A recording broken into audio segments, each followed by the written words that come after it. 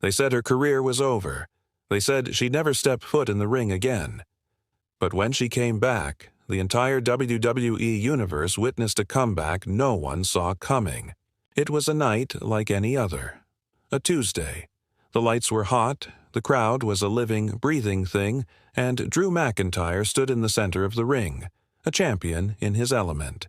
He was talking about legacy, about fighting spirit, words we've all heard 1,000 times. They're the foundation of this business. But then something shifted. It wasn't a sound, not at first. It was a feeling, a cold spot in the arena's roaring heat. Drew paused just for a second, his rhythm broken by an invisible disturbance. Backstage, we felt it too, a sudden collective intake of breath in the gorilla position, as if the building itself had forgotten to exhale. The producers glanced at their monitors, confused. The script was on screen, the teleprompter was rolling, but the energy was off. It was the kind of unnatural quiet that precedes a storm. The fans in the front row started looking around, their chants dying in their throats. They could sense it, even if they didn't know what it was. For a full 10 seconds, the rhythm of the show dissolved into pure, unscripted stillness. It was a silence filled with a question no one knew how to ask. In that moment, Drew McIntyre wasn't a titan of the industry. He was just a man in a ring, suddenly aware that he was no longer in control of the story being told.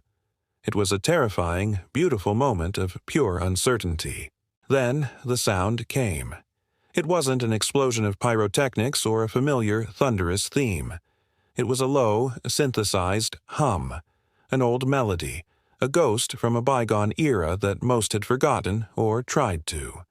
On screen, the Titantron glitched, displaying nothing but static before a single, stylized letter, V, burned into the display. A gasp rippled through the crowd, a wave of recognition mixed with disbelief. At the top of the ramp, a figure emerged from the darkness. Her name was Vex, and she wasn't supposed to be here. Ever. She didn't march to the ring. She drifted, her movements deliberate, almost serene. There was no smile, no gesture to the crowd.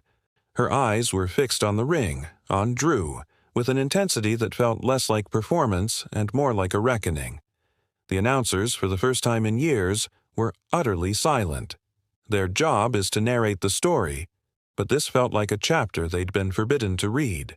Backstage, headsets were dead. Producers stared, jaws slack. This wasn't in the rundown. This wasn't a surprise planned by creative. This was something else. This was a ghost walking back into the house it once haunted, and as she stepped through the ropes, the air grew thick with the weight of unspoken history. The show didn't just go off script. It felt like the script had been set on fire. The broadcast cut to commercial without warning. No replay, no commentary wrap-up. Just a hard, jarring cut to a car commercial. Inside the arena, the lights stayed down, casting Vex and Drew in a tense, theatrical twilight.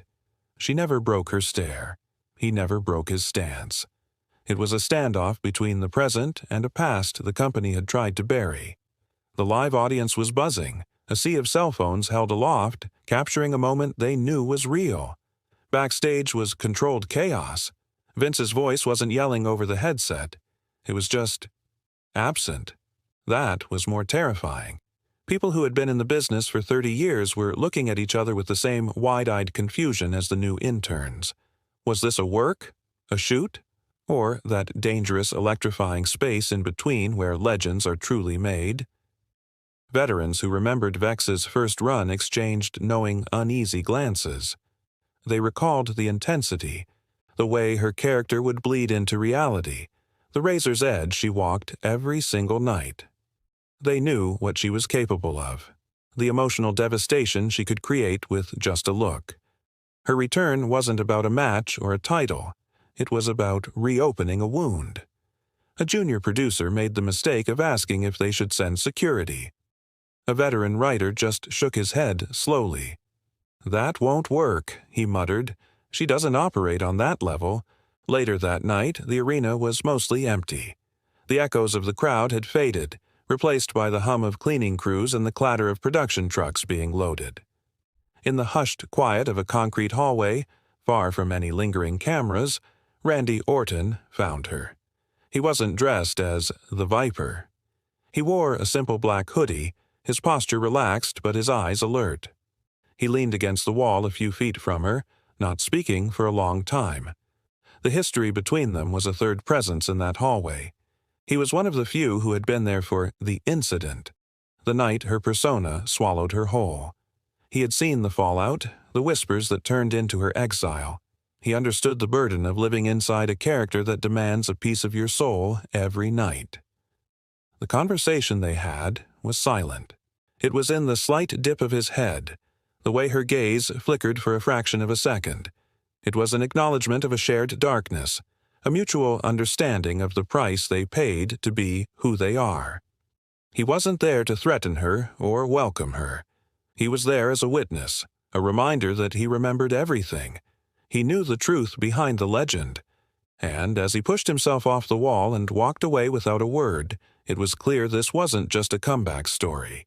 It was a chapter being reopened, and he was the only other person who knew how it ended last time. The following week, it was as if she hadn't appeared at all. The announcers didn't mention her name. No replays of her return were aired. The official WWE website had no articles, no photos. To the corporate machine, Vex did not exist. But we, the ones backstage and the fans who were paying close attention, we saw her. It was a masterclass in psychological warfare. During a backstage interview with another superstar, you could see her silhouette passing in the deep background, just out of focus.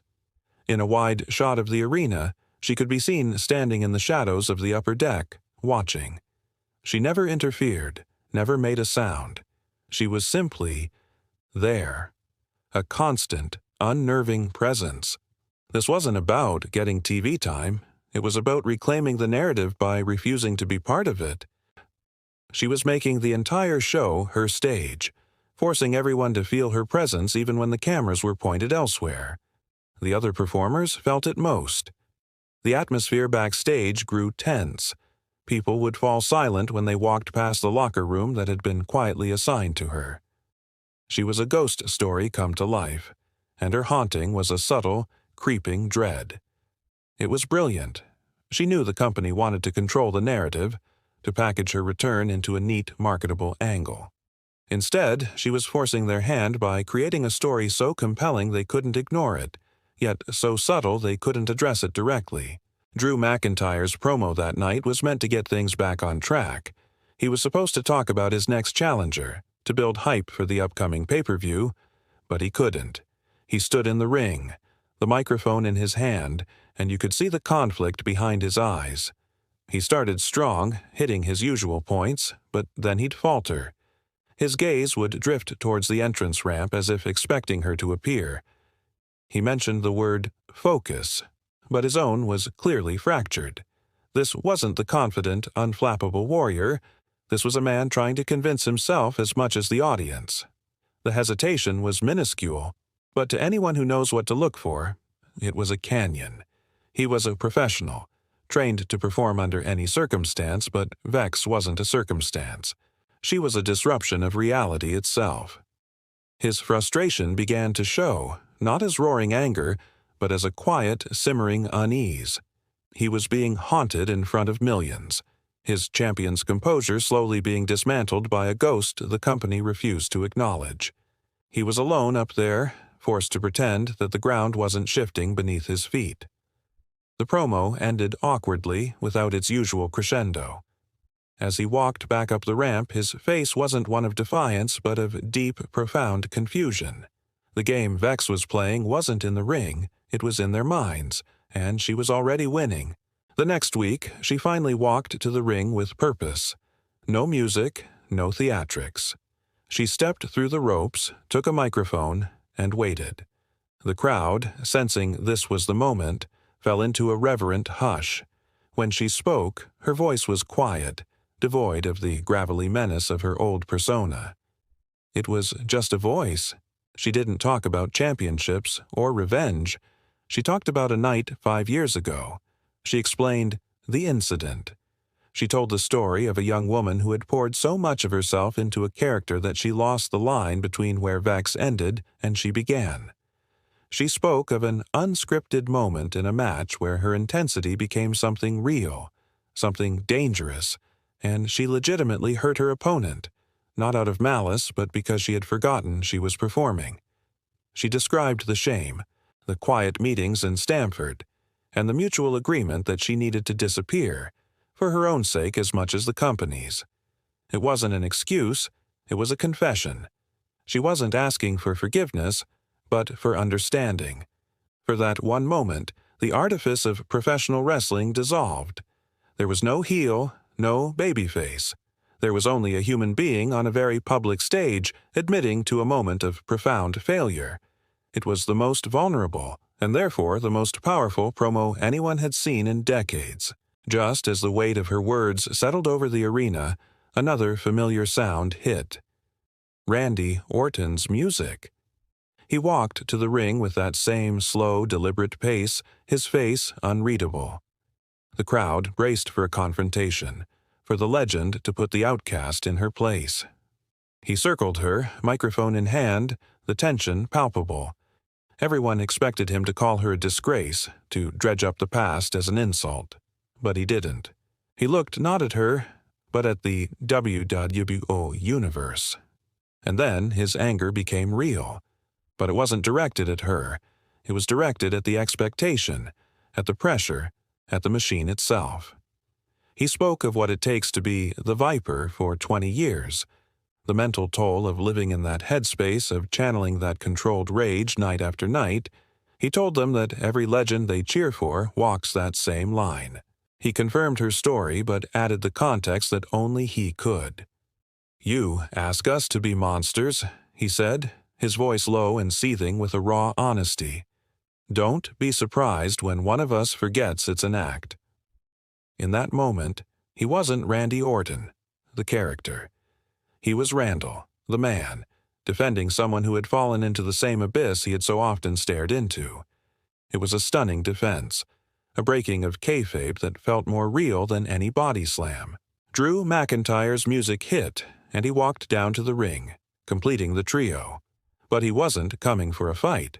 He carried no bravado, only a heavy sense of gravity. The three of them stood there, the haunted, the witness, and the target, and the script ceased to exist. There were no more angles, no more promos. There was only the quiet hum of the arena and three performers at the center of a story that had become painfully, undeniably real. Drew looked at Vex, and there was no animosity in his eyes. There was empathy. He looked at Orton, and there was a nod of respect, an acknowledgement of the truth he'd just spoken. In this business, you spend your life telling stories. But once in a generation, a moment arrives when the story tells you. This was one of those moments. The crowd felt it. They weren't cheering or booing. They were watching, listening, bearing witness. They were seeing the people behind the personas, the exhaustion and the scars that come with being larger than life. Vex hadn't come back to win a title. She had come back to reclaim her own story, and in doing so, had exposed a universal truth about their entire world. For those 5 minutes, as they stood in a silent triangle of mutual understanding, they weren't wrestlers. They were human beings, publicly navigating the wreckage of their shared profession. That night didn't end with a brawl or a setup for a pay-per-view match. It ended with the three of them still in the ring as the show faded to black. Nothing was resolved, and yet everything had changed. Vex's return was never about a comeback tour. It was about one person's journey to reconcile with the character she created and the life it nearly consumed. But in the process, she held up a mirror to the entire industry. She reminded everyone, the fans, the performers, the executives, of the human cost of the myths they build and sell. We talk about legends, about icons, about superstars who seem immortal. We want to believe they are unshakable. But that night, the curtain wasn't just pulled back. It was torn down. We saw the vulnerability behind the stoicism, the fatigue behind the fire, and the truth behind the performance. It was a quiet, emotional, and deeply uncomfortable lesson. Vex's return didn't add another chapter to the WWE storybook.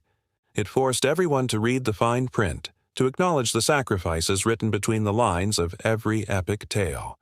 It was a reminder that even legends are human, and sometimes the mask cracks.